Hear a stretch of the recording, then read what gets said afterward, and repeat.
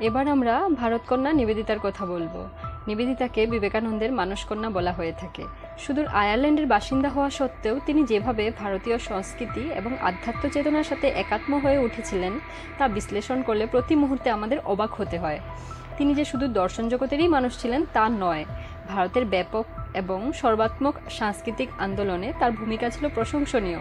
তিনি চেয়েছিলেন ভারত সংস্কৃতির পুনর্জাগরণ, এর জন্য আপ্রাণ পরিশ্রম করে গেছেন।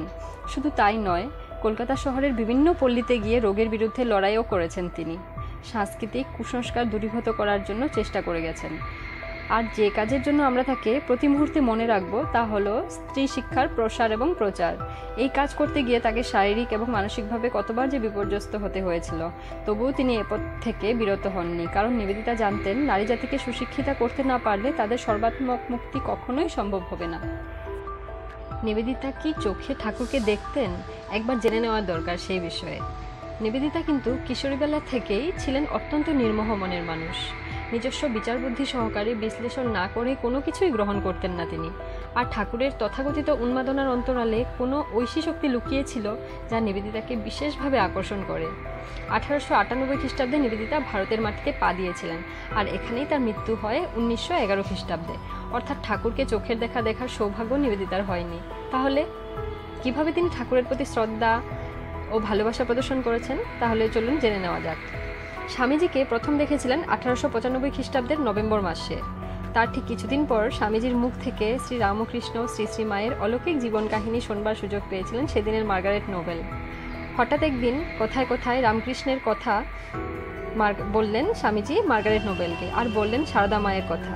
নিবেদিতা লিখেছেন, সেই সঙ্গে সেই বালিকাটির কথাও শুনলাম যিনি বিয়ের পর বিস্মিতা হয়ে থেকেছেন, শাস্ত্রনয়নে তার স্বামীকে দিয়েছেন ধর্মপথে পূর্ণ স্বাধীনতা। নিবেদিতা উপলব্ধি করলেন বিবেকানন্দের এই অসামান্য সাহস, শক্তি ও সামর্থ্য এবং বিবেচনাবোধের অন্তরালে কে আছেন। তিনি এমন একজন সন্ন্যাসীর পদপ্রান্তে বসে শিক্ষালাভ করেছেন, যিনি অশিক্ষিত হওয়া সত্ত্বেও পরিদৃশ্যমান পৃথিবী সম্পর্কে যথেষ্ট জ্ঞান আহরণ করেছিলেন, ছিলেন সত্যনিষ্ঠ এক মহাসাধক। ভারতে অবস্থানকালে অনেক মানুষের মুখ থেকে রামকৃষ্ণের অলৌকিক জীবন কথা শুনেছিলেন নিবেদিতা। তিনি বুঝতে পেরেছিলেন রামকৃষ্ণ সত্যি সত্যি এক অলৌকিক ক্ষমতা সম্পন্ন মহাপুরুষ। শুধু তাই নয়, বিবেকানন্দ রামকৃষ্ণ সম্বন্ধে কি বলেছেন তাও বারবার নিবেদিতার মনে পড়ত। গুরু সান্নিধ্যে দিনের পর দিন কেটে গেছে নিবেদিতার। তিনি অনুভব করেছেন স্বামীজির মধ্যে এক শক্তিশালী পুরুষ লুকিয়ে আছেন। শুধু তাই নয়, ব্রিটিশ শাসিত ভারতের বুকে সত্যিকারের স্বাধীনতা আনতে হলে শিক্ষা সংস্কার দরকার। বিবেকানন্দের কাছ থেকে এই বিষয়েও জ্ঞান লাভ করেছিলেন নিবেদিতা। তাই ধীরে ধীরে ভারতের মুক্তি সংগ্রামের সঙ্গে নিজেকে যুক্ত করলেন, হলেন লোকমাতা।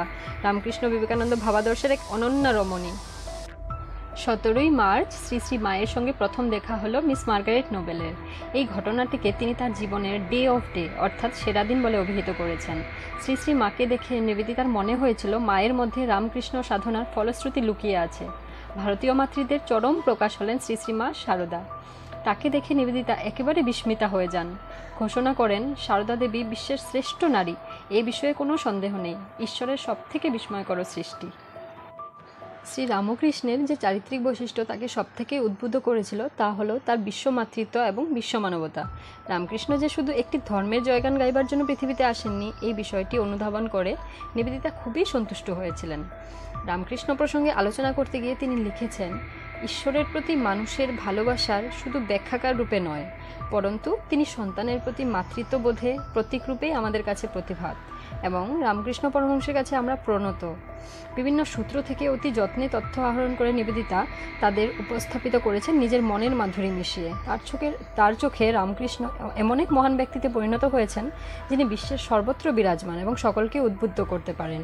শ্রী রামকৃষ্ণের মাতৃভাবের মধ্যে এক সার্বজনীন আবেদন লুকিয়ে আছে। তিনি সমস্ত জীবজগৎকে একাত্ম করতে পেরেছিলেন স্বীয় চরিত্রের উদার্যে। সেই বিষয়টিও নিবেদিতাকে বিশেষভাবে আকর্ষিত করেছিল। নিবেদিতার চোখে বিবেকানন্দ এবং রামকৃষ্ণ অভিন্ন সত্তাস্বরূপ বিরাজ করেছেন। বিবেকানন্দ যখন এই ভবলীলা সাঙ্গ করে চলে গেলেন, অর্থাৎ 1902 সালের 4 জুলাই, সেই রাতে নিবেদিতা স্বপ্ন দেখলেন রামকৃষ্ণ যেন আবার দেহত্যাগ করেছেন। রামকৃষ্ণ বিবেকানন্দ সম্পর্কে নিবেদিতা তার ব্যক্তিগত ধারণার কথা লিখেছেন একটি বিশেষ গ্রন্থে। সেটি হলো the master as I saw him.